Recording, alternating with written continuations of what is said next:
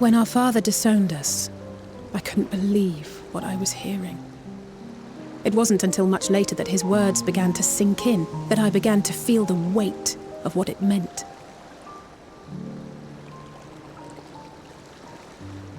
Do you remember when the decision was made to come to Charlian?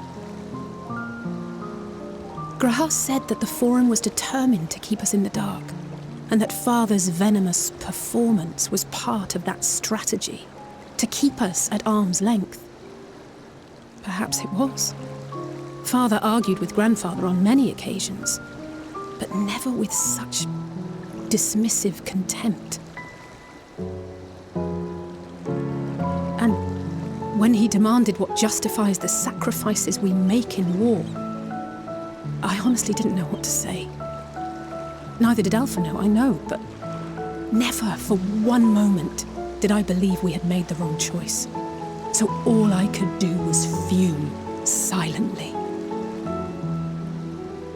It was only afterwards that I realized how childish I had been, how being stubborn and self-righteous must run in the family. If I could have just mustered a civil response, then things might have turned out differently.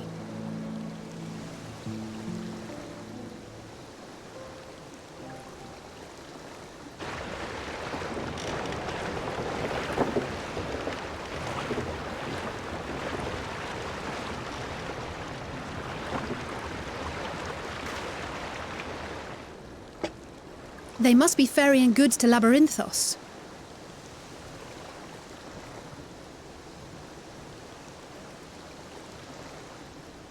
A vast complex beneath the island. Charlian is famous for archiving knowledge from around the world. Well, that knowledge is not preserved exclusively in dusty tomes and desiccated samples. Our living library, comprised of all manner of flora and fauna, is housed and studied within that underground facility. Still, that did seem to be an unusually large shipment. When I lived here, it was rare to even see such cargo transported by boat.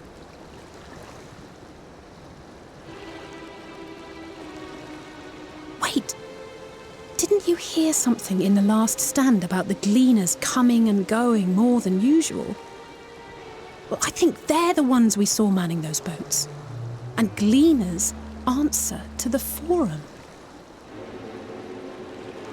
If the appearance of the Telophoroi prompted this sudden burst of activity, then Labyrinthos may hold a clue as to what the Forum is planning.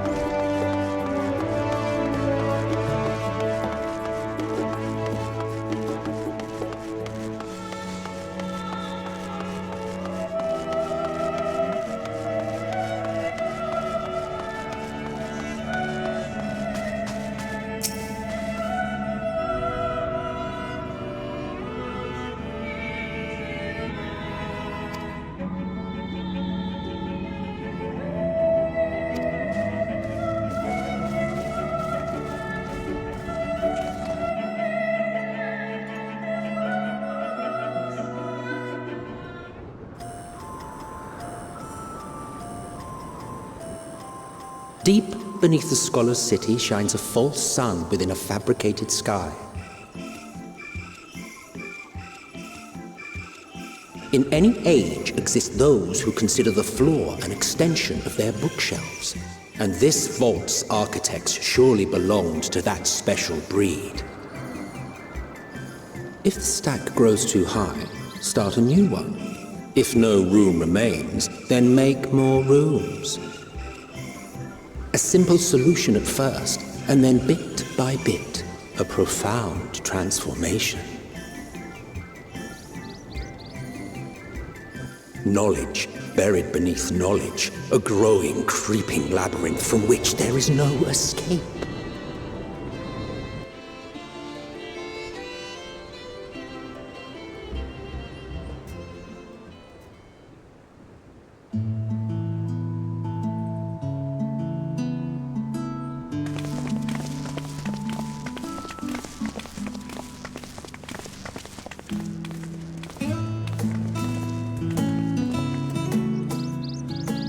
Not what you expected. I must admit, the artifice is very convincing. But I assure you that we are beneath Sharlayan itself. The breeze you feel, the flowing waters you hear, all created by the hand of man. The island is volcanic, you see, and once upon a time this great hollow must have been a reservoir for magma. It was discovered some 400 years ago, at which point it was repurposed as a storage facility for scrolls and samples and such. Renovations have continued, with nigh on no interruption to this day, with the lower levels still undergoing expansion. Aren't those people gleaners?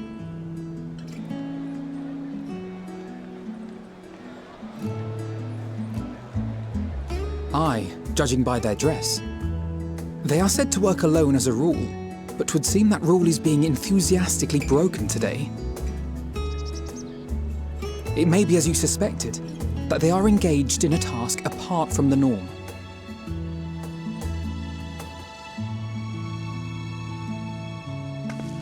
Let's spread out and get some answers then.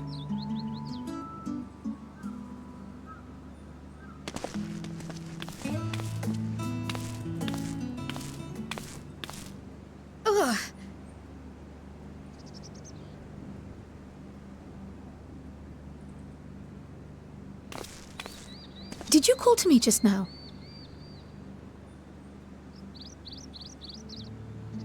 No. odd. I must be a bit dizzy from the descent. I'll be fine, I'm sure. Let's get to work, shall we?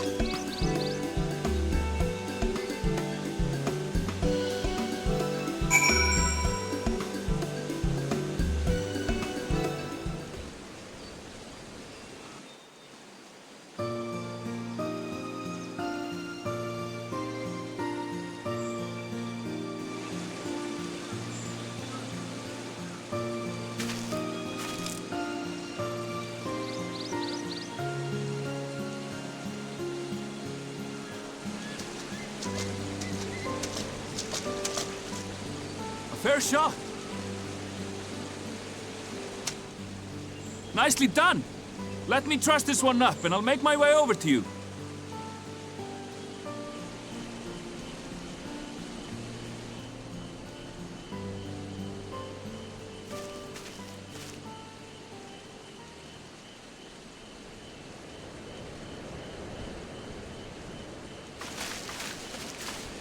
There you are. Any new revelations?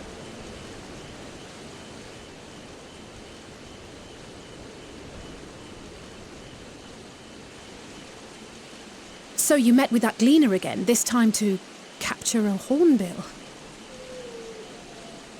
I understand catching and bringing in creatures from the outside, but what's the point of chasing after ones already here? Oh, it's a simple thing, really. Occasionally, we remove specimens no longer needed for study, or those we've had difficulty raising. But we can't simply turn them loose. Safely returning such creatures to their native habitats is another facet of a gleaner's duties. But not in this case, I'm afraid.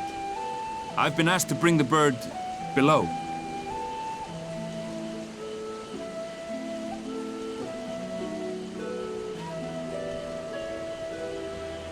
The restricted section in the lower levels of Labyrinthos. Open only to a select few researchers handpicked by the Forum. The projects down there are the subject of rumor and hearsay. Forbidden magics. Advanced technologies that can never be allowed to fall into outside hands. Even Archons are not privy to the truth. Those who are, the researchers involved in this secretive work, are not permitted to walk freely in the city, and are instead required to live in isolated quarters. What could a facility subject to such strict security protocols possibly need with a hornbill? An experiment? Possibly. I wasn't afforded an explanation. But judging by the requisition list given to me and my colleagues, I doubt it's for any kind of advanced research. I'd be more inclined to believe we were making preparations to migrate to the south. Mericidia or thereabouts. What? Why would you say that? Much of the flora and fauna we were asked to procure could serve as reliable sources of sustenance. They're comparatively hardy species, too, able to endure harsh climates. And among them are specimens known to be effective in improving soil quality and purifying water. When you put it that way, migration does sound like a reasonable assumption. That's all it is, though. An assumption. Through our tasks, we gleaners glimpse only bits and pieces of the Forum's plans. Our prime concern is that our requisitions, be they living or otherwise, are properly preserved for the knowledge of future generations. Now, I really must be going. I regret that I cannot reward you as you deserve.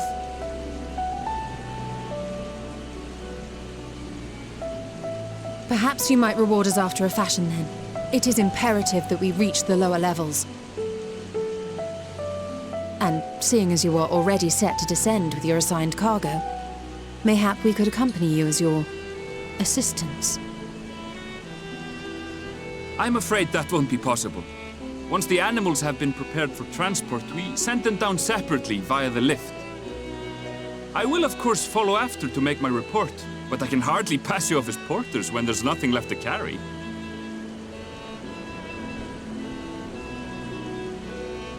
Indeed.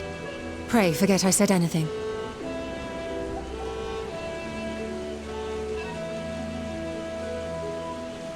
How do you feel about climbing? If you've strength and the courage to brave it, then there is another way down. This path leads to the 33rd facet, a mine shaft excavated during one of our expansions of Labyrinthos. While I cannot guarantee that the passage is safe to traverse, it should provide access to the medial circuit below. I never even knew such a place existed. Thank you. This is the perfect solution. You're quite welcome. But consider yourselves warned. If the going proves too treacherous, you do well to turn back. I bid you good day.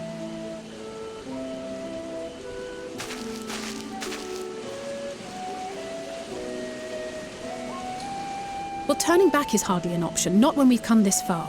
Let's go and take a look at this mine shaft.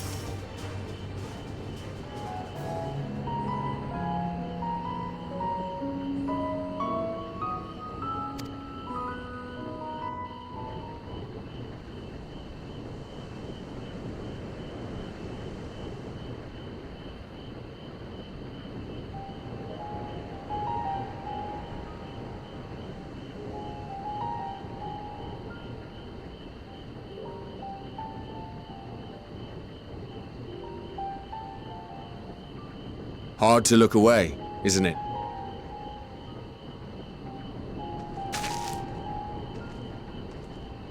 But they're more than pretty flowers. Heart blooms are attuned to ambient emotion.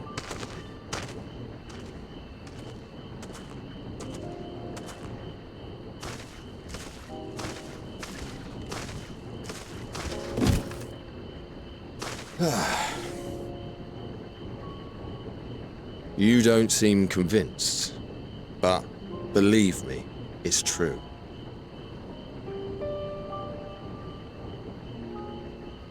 This ashen grey, for instance, it mirrors the anxiety and urgency of those working nearby as they rush to fulfill sudden orders.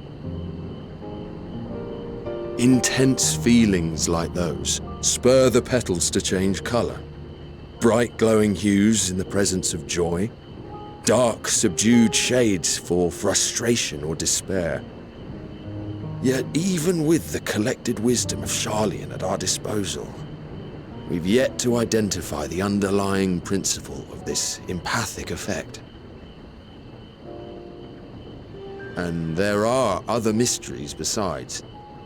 Although the flower is extraordinarily long-lived, its low reproductive rate has made it difficult to find younger populations growing in the wild.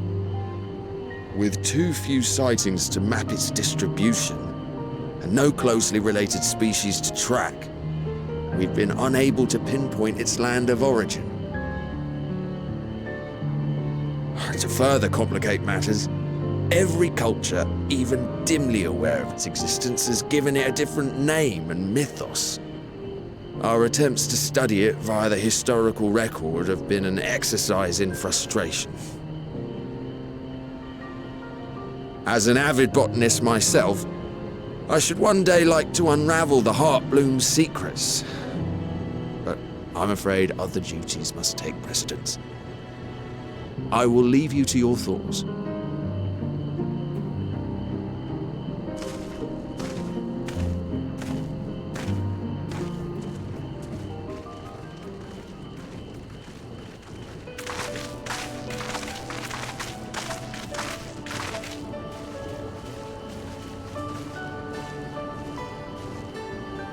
Have you learned aught of interest?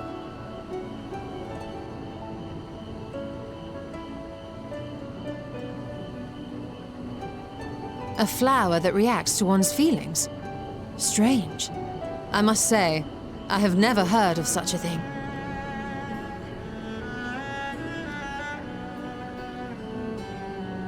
This is all very fascinating. But as it stands, we fail to gain any significant insight into the Forum's undertaking. Indeed. While there is certainly enough activity to support Erenville's supposition that a priority has been placed on improving food production, unfortunately for our investigation, these workers were never informed as to how their duties serve the master plan. If only we could interrogate the Forum members directly.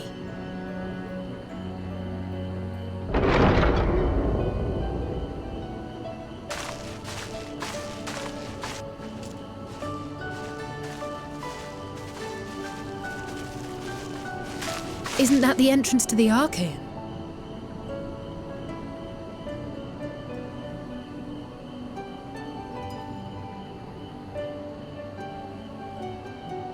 Look, there. I think that's Erenville. A little difficult to tell from here, but I think you're right. He did say he was coming down to make his report. Erenville receives his orders from the Forum. Would it not follow, then, that the superior to whom he reports is a Forum member, or at least a close associate? You mean to eavesdrop on their conversation? What of the risks? Ours alone to bear. We won't interfere with Erenville's work, nor will he be implicated as an accomplice. If you're not comfortable taking part, I can do this alone. Nay. I said myself that I wished to know Father's intentions. And no answers will be forthcoming should we simply ask nicely. We can apologize later, should it come to it. Right now, we need every crumb of information we can get our hands on. Consequences be damned.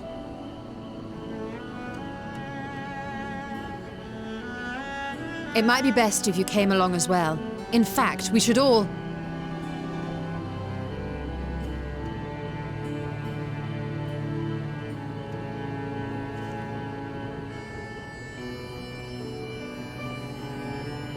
Cryle?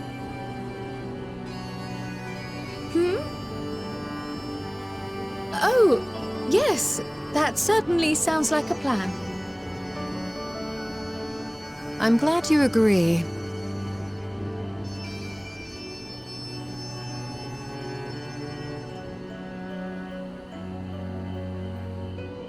Quickly! Erenville is on the move. We need to get closer before we lose him.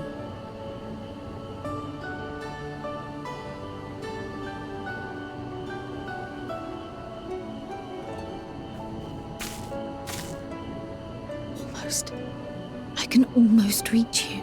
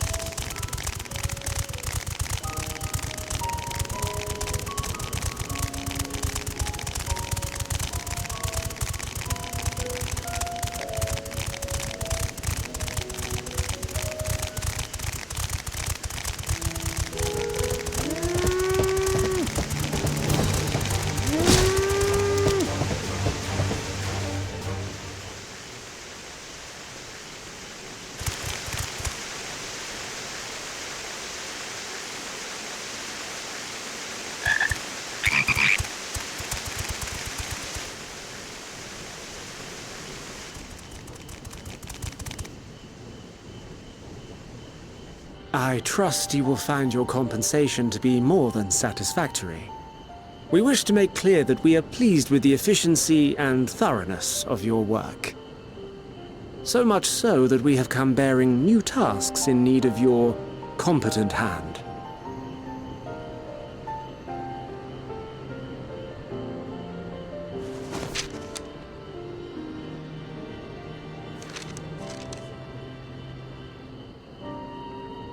Another lengthy list. If I may speak frankly, the Gleaners have been pushed to the point of collapse by your unending demands. We are not familiars to be exploited. We are Sharlayan scholars, and we deserve an explanation for this unseemly treatment. What warrants such urgency?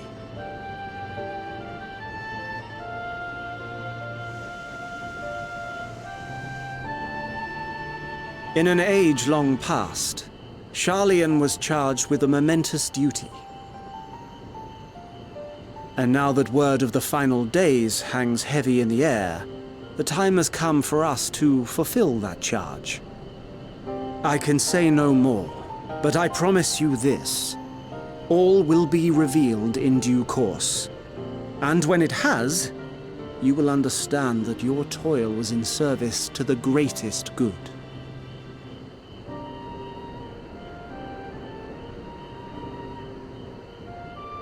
Then I will do your bidding. For now. But unless you wish the Gleaners to rise up in protest, I advise you to offer tangible improvements for our working conditions. Your promised revelation does nothing to address present circumstances. A fair point. Your concerns will be conveyed to the Forum.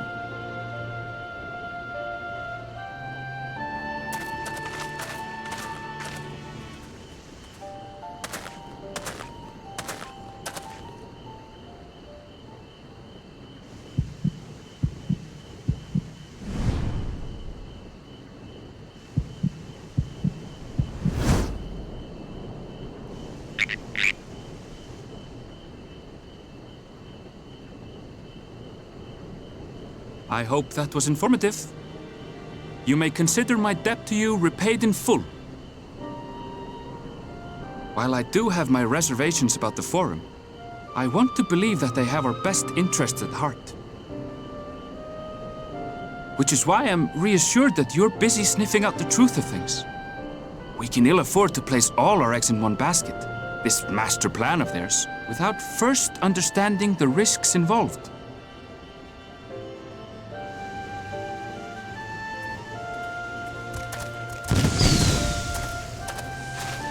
Wait! How did you know it was us? If you mean to impersonate a toad, try studying the real thing.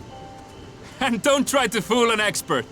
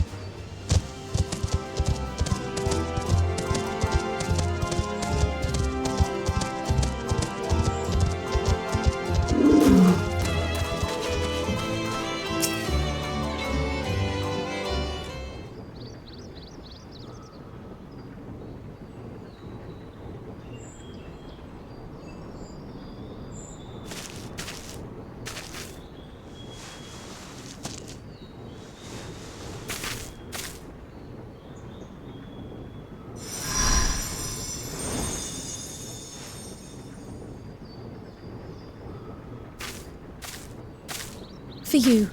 The spell will keep it from wilting. She said you would need it for the journey ahead.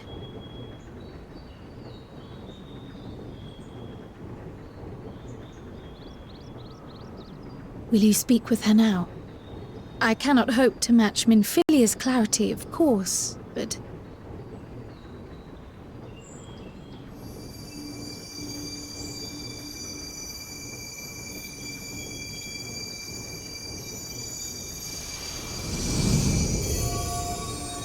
Thank you.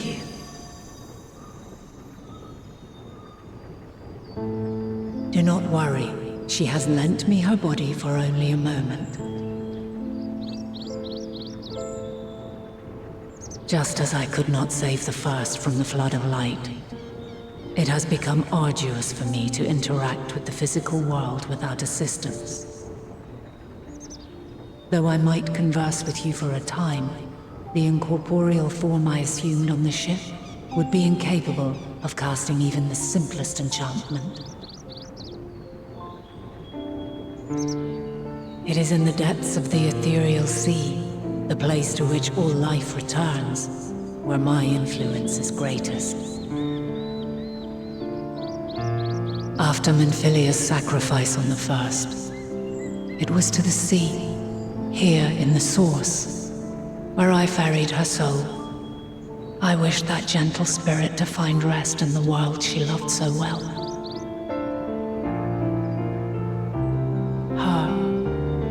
And another who may yet have a part to play, though that will depend on you. Take the flower, walk free, for you are free to go where you wish, to believe what you will.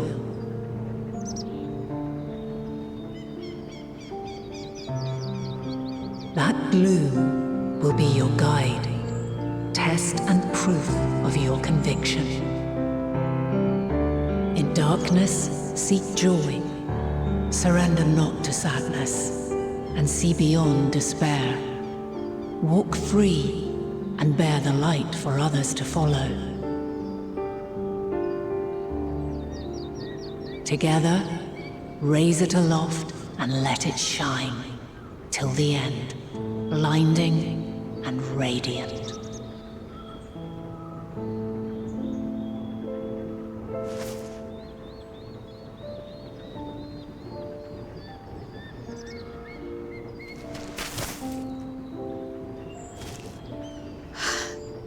Was all too brief. Already she seems so far away.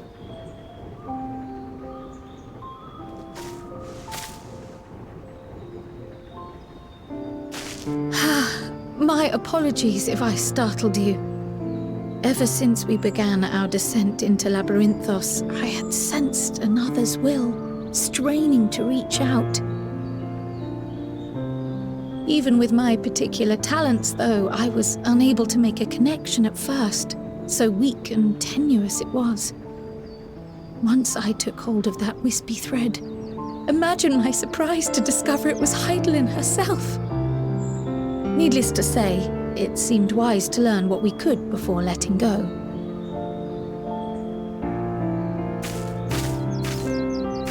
Her answers were more cryptic than I would have liked, but at least she left us with a guide of sorts, that unusual flower.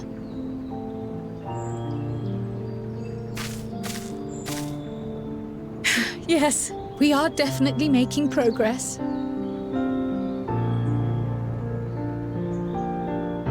You can't be serious! We've done nothing wrong!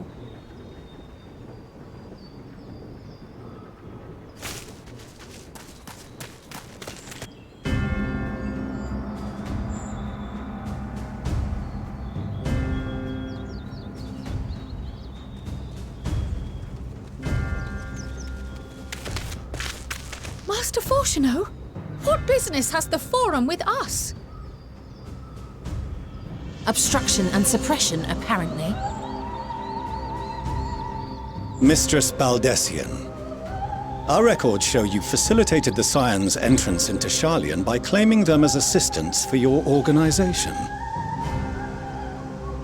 We are aware of your investigations. After alerting the major institutions to the presence of potential troublemakers, we received word from an Archean custodian. A group operating under the auspices of the students, skulking about Labyrinthos and engaging in clandestine behavior. Clandestine? We may not have entered Sharlayan as scions, but we did naught to conceal our identities. Our only purpose in this city is to seek the truth. I can think of no reason why our actions should warrant the Forum's intervention. 'Tis not our way to discourage the pursuit of knowledge, but the timing of such pursuits must be considered, not to mention their potential impact. With the world in chaos, we, the true caretakers of wisdom, have committed ourselves to an undertaking that demands the utmost discretion. And we will not risk its success by turning a blind eye to disruptive foreign elements in our midst.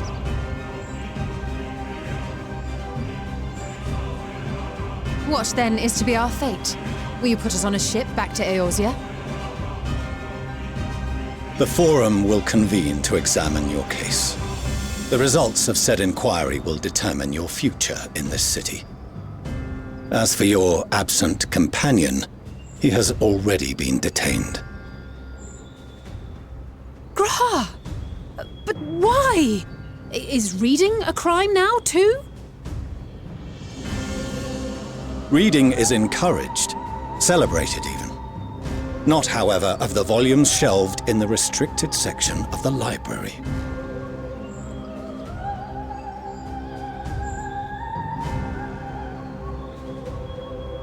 Refusing to comply will only make matters worse. Let us instead treat this as an opportunity to open a dialogue with the Forum.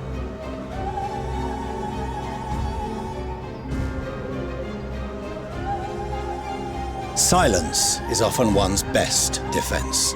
I would advise against prolonging the proceedings with frivolous discourse.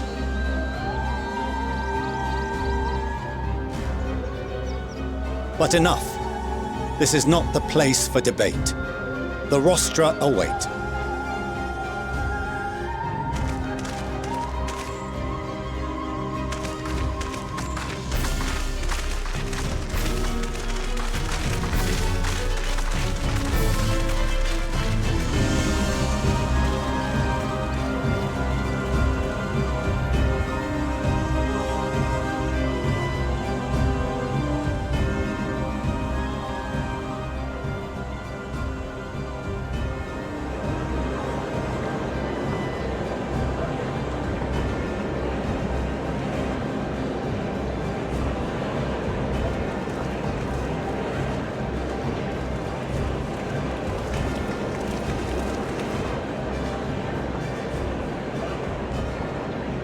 Forgive me. I was careless. We would have been detained regardless. This way, at least, we managed to stay together. I trust your time within the Forbidden Archives was well spent.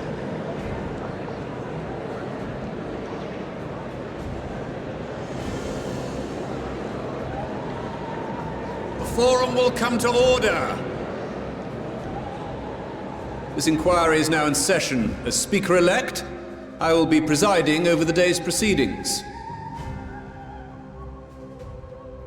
Master Fortuner, would you be so kind as to restate the matter which compelled you to summon your colleagues with such urgency?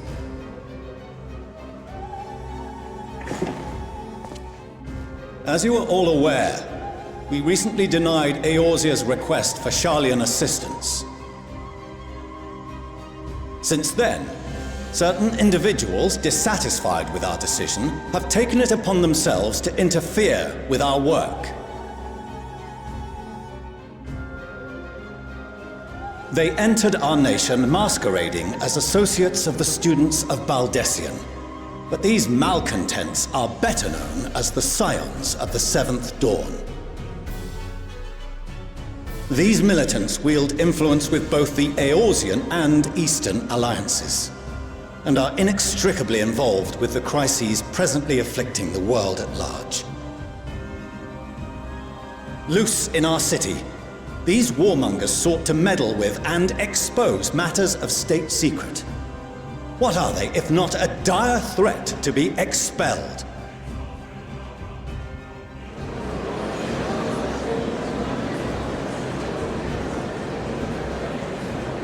You have tarnished the good name of the students. Galuf would be ashamed.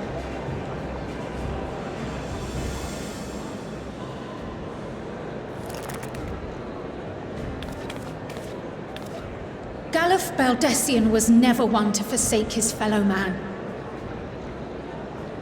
Even if this nation closed every door and retreated from the world, he would have found a way to help the Scions, help every soul of this star fight back against the coming doom.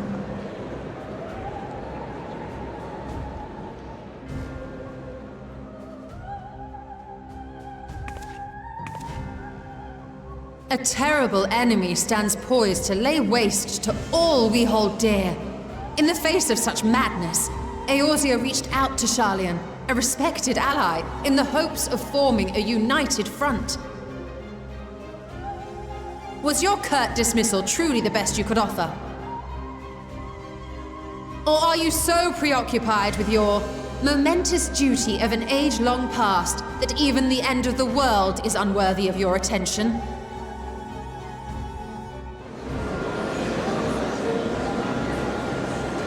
Whence came this revelation?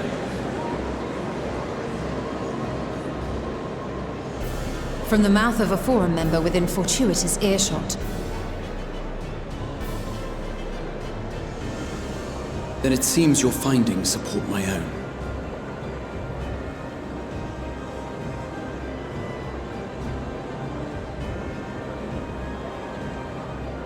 The reason I visited the restricted shelves was to study records of the Forum's policymaking process, to better understand the historical trends underlying their most major decisions.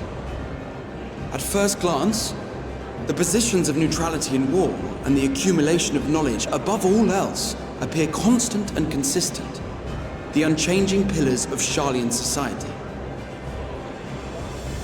And once upon a time, I might have left it at that. These days, however, I am more attuned to the subtleties of governance, and so I noticed something odd.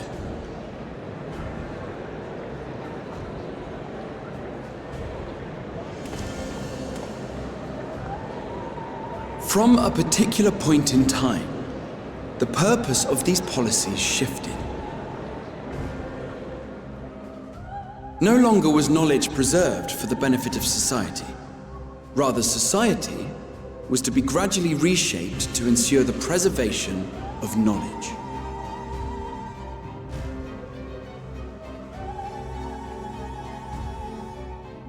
The most conspicuous and telling change was the one which befell Labyrinthos.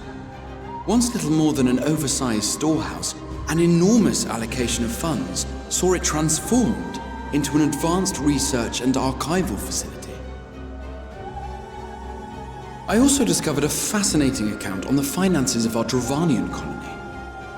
The settlement attracted students from far and wide, and the connections and tuition fees thus acquired were funneled into further improvements for the archives.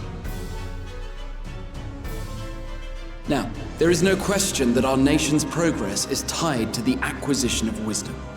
Nevertheless, the vast resources diverted for this purpose borders on the obscene. But returning to the matter of when, our change in course appears to have been made some 270 years ago. The very same period when Sharlayan scholars in the hinterlands began a formal study of the ethereal sea. You found something, did you not? And whatever it was, gave rise to your oh-so-important duty. Mind your tongue, Archon. If you had seen...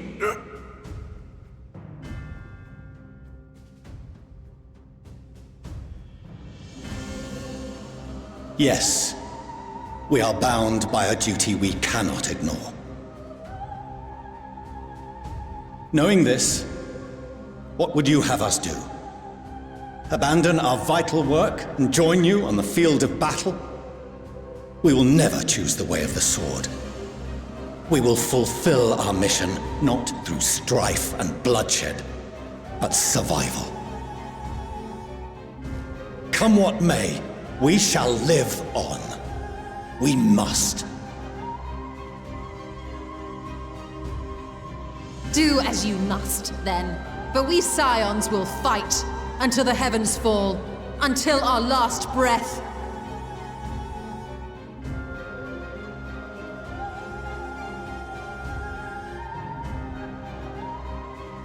Such misguided zeal.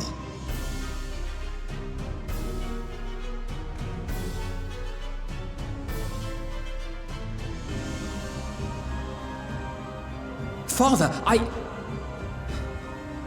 Master Fortuno, I fail to understand the stance you have elected to take. But by the same token, I have yet to find a compelling argument to counter the challenge you put to us in Gridania. Still, in the midst of my uncertainty,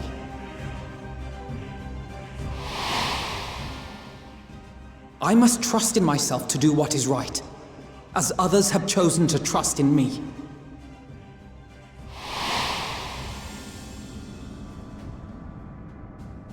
So I will continue, as I always have, weighing the consequences of my every action, and allowing my hope for the future to inform my decisions. That's quite enough. Have you all forgotten the reason for this assembly? Skolok Monteshane. He's the head of the studium and an old friend of my grandfather's. Honestly, every discussion devolves into some interminable debate. Terrible habit. Let's return to the topic at hand, By their own admission, these Scions have resolved to fight alongside the Eorzean nations against the doom which swift approaches. But there exists no evidence of an attempt to incite our citizens to do the same. Furthermore, while our decision may well have been the correct one, we cannot simply bull our way through these disagreements without inviting doubts or objections. Put yourselves in their place. Who among you would leave a tome unopened if an elder forbid you read it with no reason given? Now, if we're to quell further discontent, then we must conclude this matter with a fair and even hand.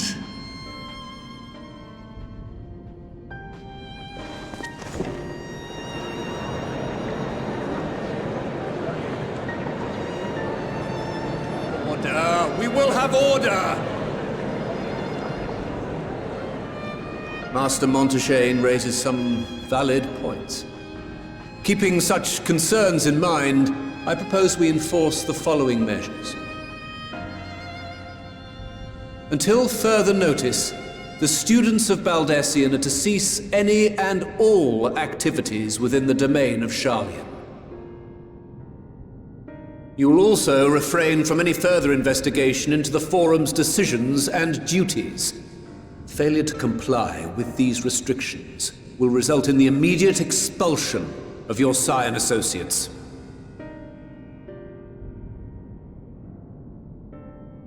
Let us put this judgment to a vote. All in favor, raise your hand.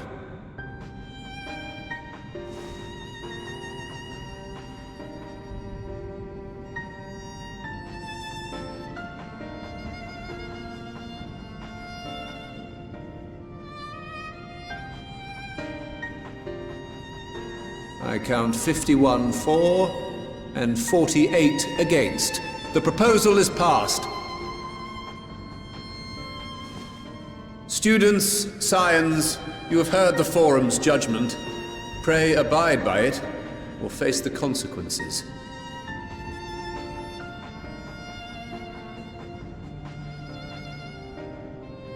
Honored members, I thank you for your time. This inquiry is concluded.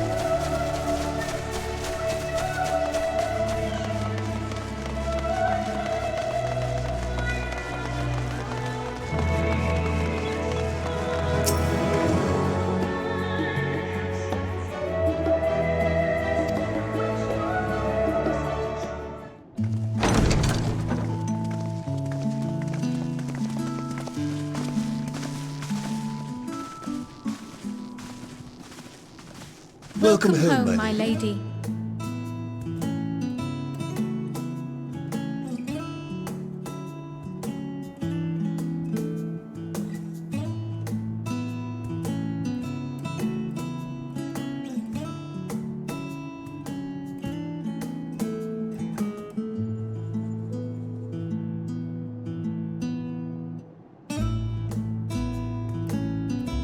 What?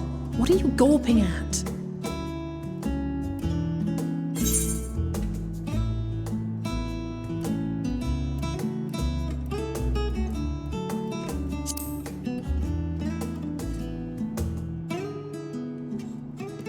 Oh, I suppose I never gave the decor much thought. I'm glad that you approve, I think.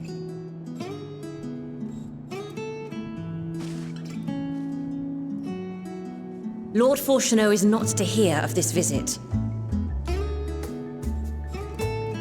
And I should also like the children to have their gifts, ere my husband makes his return.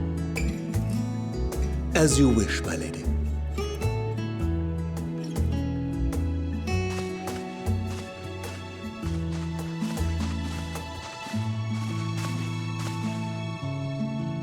Master Alphino, Mistress Alice, if you'd accompany me upstairs. We shan't be long.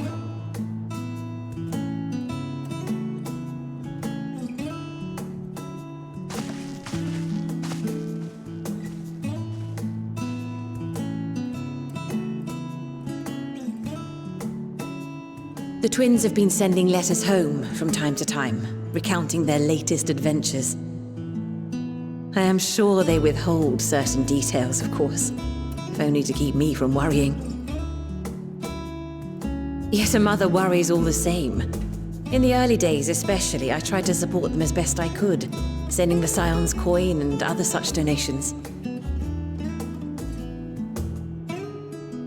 Fortunately, they have found the strength to overcome adversity time and time again. Their words grow more confident with every letter, their depictions more vivid. The triumphs and defeats, the joys and sorrows. It is clear that they have come to find value in every experience. But of those they treasure most, it would seem that meeting you might be the most impactful. Why, since that fateful day, I do believe there has not been a single missive in which you were not mentioned by name.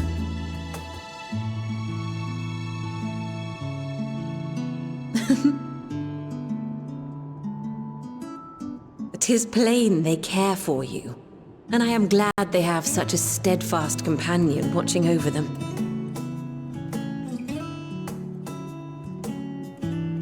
Under normal circumstances, I would offer you tea, but alas, these are anything but. In any event, why don't you keep me company whilst we await my children's return? Perhaps you might regale me with a tale or two of your exploits."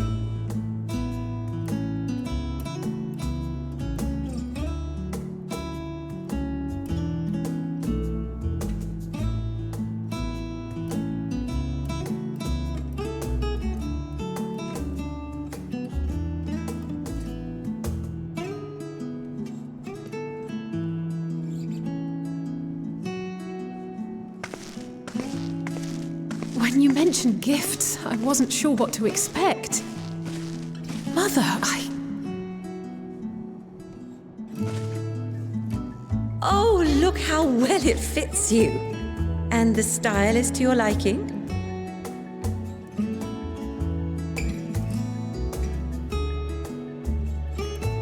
It's perfect.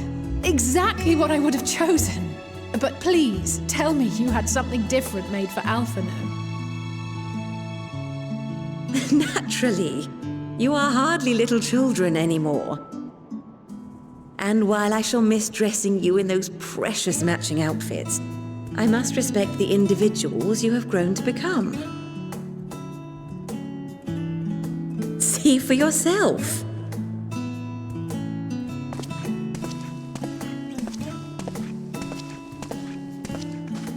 Thank you for the splendid clothes, Mother. Stylish, comfortable, and eminently practical. I am so glad you like them.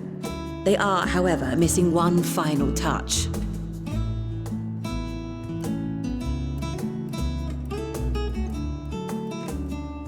If you would allow me, Master Alphino.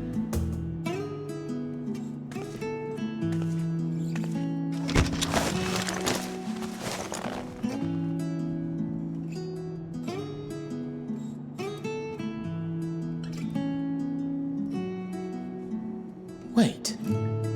Are these... A sage's tools of the trade. They belonged to your father.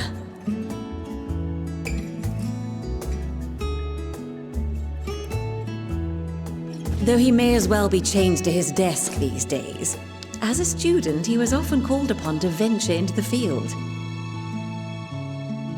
He wielded those armaments, both to heal and to harm in no few battles. None so fierce as those you two have braved, perhaps, but battles nonetheless. Thus did I pull them out of storage, to show you that he was not always the man who stands in vehement opposition to you now. And also because it would be a terrible waste of ridiculously expensive House Leveilleur commissioned artistry.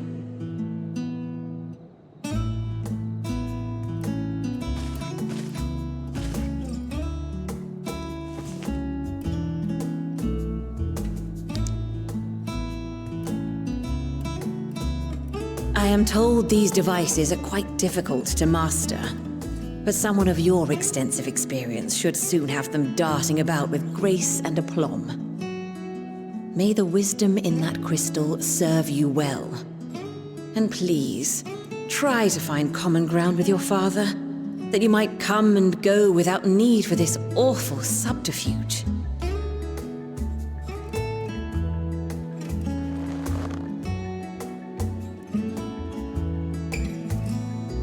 We will, Mother. I promise. My final gifts to you, before you run off, are an observation and a suggestion.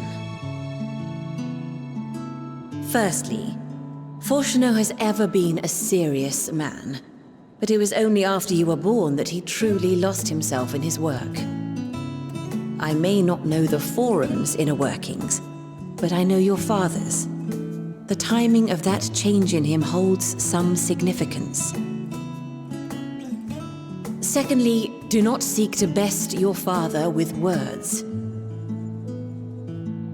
Far better that you simply show him.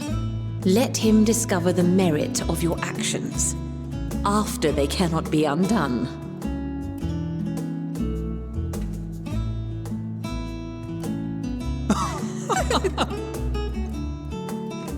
Oh, Mother. We shall take your wisdom to heart. Thank you again for these gifts, and farewell for now. Safe travels, my children. Eat well, stay warm, and keep your friends close.